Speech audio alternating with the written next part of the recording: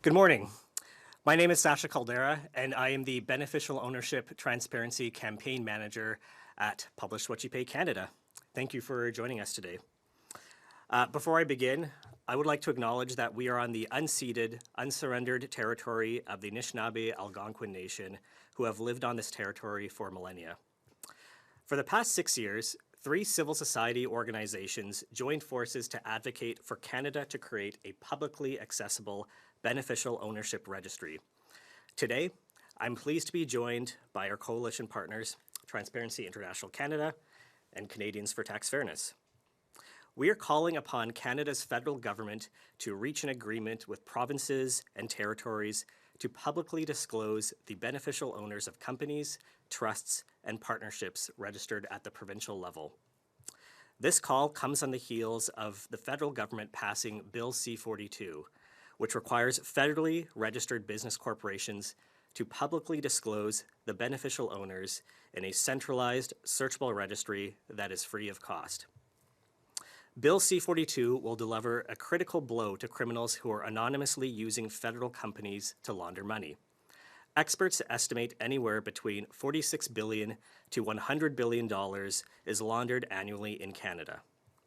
As someone born and raised in Richmond, British Columbia, a pan-Canadian agreement will mean a lot for my hometown and the province of BC. Richmond is one of the entry points for money laundering in Canada, and the harm to the province has been well documented in the BC Cullen Commission. From the fentanyl crisis to increased gang violence in broad daylight, underground casinos, and artificially inflated real estate, my hometown has changed. To date, 132 countries worldwide have committed to beneficial ownership registries.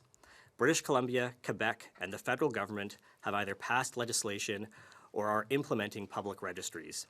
This leaves Ontario, where it's estimated that $30 billion have been laundered through Ontario real estate over the past decade. With a gross domestic product of over $800 billion, Ontario has a responsibility to protect the rest of the country from being a haven for dirty money. To move forward, we recommend that the federal government strike an agreement with provinces and territories where provinces commit to collecting beneficial ownership information and to make this information publicly accessible, searchable, and free of cost. Should the federal government reach a pan-Canadian agreement with provinces and territories, it would close any gaps which criminals can take advantage of and will go a long way in restoring Canada's reputation as a jurisdiction to wash dirty money. I will now call upon my colleague, Noah Arshinoff, to deliver his remarks.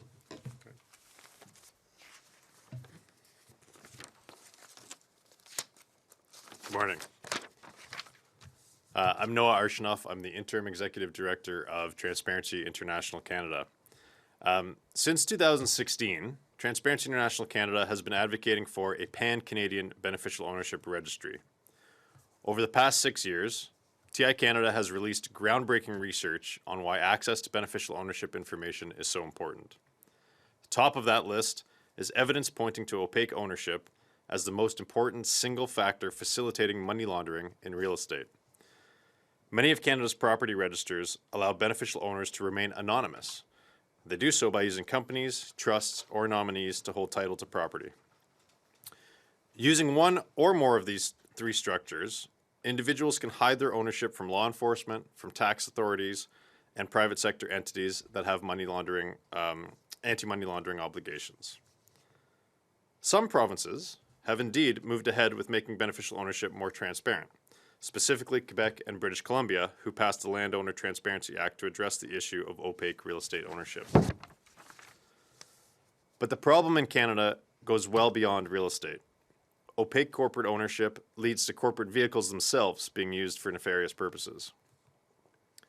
There's often been a joke made in Canada that it's easier and requires fewer identity checks to incorporate a company than it does to obtain a library card. Bill C-42 at the federal level changes much of that, and TI Canada applauds that legislation. It not only moves the needle, but in fact it provides a global model on how to structure legislation on beneficial ownership transparency. But attention must now turn to making this a pan-Canadian registry. I spoke about Quebec and British Columbia making strides, but we need to see more being done in other provinces and specifically the larger ones.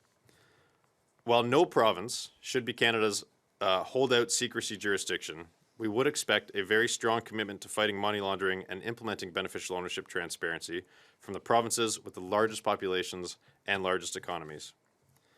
As such, I stand here today congratulating Canada on moving forward with the beneficial ownership registry, but I do call on the provinces, and specifically on Ontario, to all join forces to ensure that we do not have gaps in the system. A pan-Canadian effort from this point forward is what's required. I'll now turn it over to my colleague, Katrina.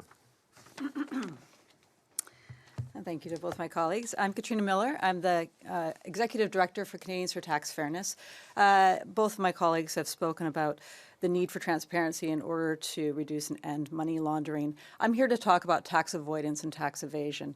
There is sweeping support across Canada for us to do more around tax evasion, both in our country as well as globally. We know that it's an issue globally. In fact, bodies like the OECD have been working for years to try to end illegal tax evasion and unfair tax avoidance. Transparency is a critical element of us seeking this sort of solution to tax evasion without understanding who owns the companies, what sort of complicated structures they create in order to avoid taxes. New rules like what the government is proposing right now in terms of anti-avoidance legislation that's being proposed as part of our Tax Act right now will be useless because we won't have the information in order to understand where the illegal activity is happening. That's why BC 42 and other elements that are coming forward are so important. That's why we need a pan-Canadian approach. It's part of us being able to both tackle tax avoidance and tax evasion in Canada, but also do our part globally. Because other jurisdictions are depending on Canada being able to provide this publicly transparent information so that they can do their jobs in terms of ensuring that corporations operating within their jurisdictions are paying the appropriate taxes that they need to pay.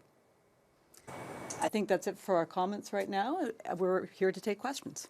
If you have anything else like to add, we don't have any questions right now. Anything else? No, I think that's it. All right. Okay. Thank you.